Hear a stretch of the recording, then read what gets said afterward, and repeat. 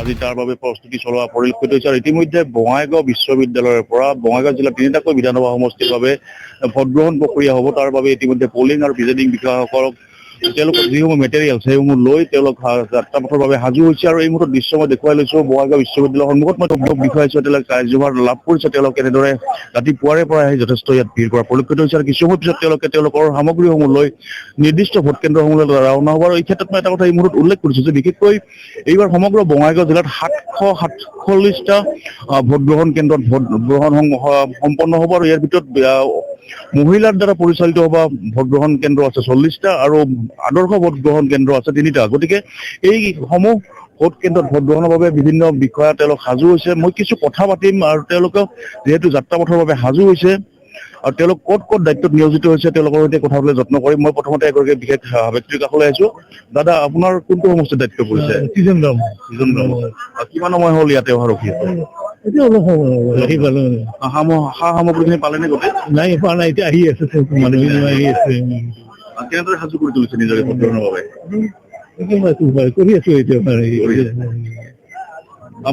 মই এটা কথা উল্লেখ কৰিম যে বঙাইগাঁও জিলাত সৰ্বমুঠ ভোটাৰৰ সংখ্যা হ'ল 5,86,842 গৰাকী। গতিকে এই সমগ্ৰ প্ৰক্ৰিয়াটো পৰিচালনা কৰাৰ বাবে যথেষ্ট সংখ্যক বিষয়া কৰ্মচাৰী তথা সুৰক্ষাৰ ক্ষেত্ৰত আৰক্ষী বিষয়া বা অৰ্ধসামৰিক বিষয়া নিয়োজিত কৰা হৈছে আৰু এই সমগ্ৰ বঙাইগাঁও জিলাত মহিলা ভোটাৰৰ সংখ্যা হৈছেগৈ 2,09,90,077 গৰাকী আৰু পুৰুষ ভোটাৰৰ সংখ্যা হৈছে 2,96,757 গৰাকী। গতিকে সমগ্ৰ বঙাইগাঁও জিলাত ভোটগ্ৰহণ প্ৰক্ৰিয়া যাতে সুচাৰুৰূপে পৰিচালনা কৰিব পাৰি তাৰ বাবে ইতিমধ্যে জিলা প্ৰশাসন সম্পূৰ্ণৰূপে সাজু হৈ উঠিছে।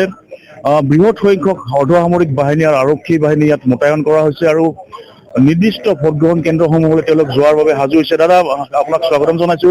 আপোনাৰ দায়িত্ব কোনটো সমষ্টিত? মোৰ বঙাইগাঁও সমষ্টিত। কেনেদৰে সাজু হৈছে ভোটগ্ৰহণৰ বাবে? আহিছো ভালকৈ ট্ৰেইনিং কৰি আহিছো আৰু এতিয়া ভোট ল'বলৈ।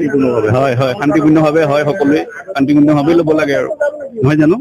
এতিয়া মেটেৰিয়েলছখিনি ল'মগৈ দেই, লগ পাম আকৌ। ঠিক আছে। এওঁলোক সাজু হৈছে। ইতিমধ্যে উল্লেখ কৰিছিলে যিহেতু এওঁলোক সম্পূৰ্ণ প্ৰশিক্ষণপ্ৰাপ্ত, গতিকে প্ৰশিক্ষণ গ্ৰহণ কৰাৰ অন্তত তেওঁলোকে আজি সাজু হৈছে। ইয়াৰ ভিতৰত দেখা গৈছে যে এইবাৰ বিশেষকৈ বহু ক্ষেত্ৰত আমি লক্ষ্য কৰিছো যে এইবাৰ মহিলা কৰ্মচাৰী যথেষ্ট সংখ্যক আছে। গতিকে মহিলা কৰ্মচাৰীসকল ক'ত ক'ত দায়িত্ব পৰিছে মই তেওঁলোকৰ সৈতে কিছু কথা পাতিবলৈ যত্ন কৰিম। হয়তো 1 মিনিট আপোনাৰ সৈতে কথা পাতিছো। আপোনাৰ দায়িত্ব ক'ত পৰিছে, কোনটো সমষ্টিত? বিজয় হায়াৰ ছেকেণ্ডাৰী বঙাইগাঁৱতে। কেনেদৰে সাজু হৈছে ভোটগ্ৰহণৰ বাবে? আৰু এনেকৈ ঠিক আছে। আন একাংশ আছে মহিলা।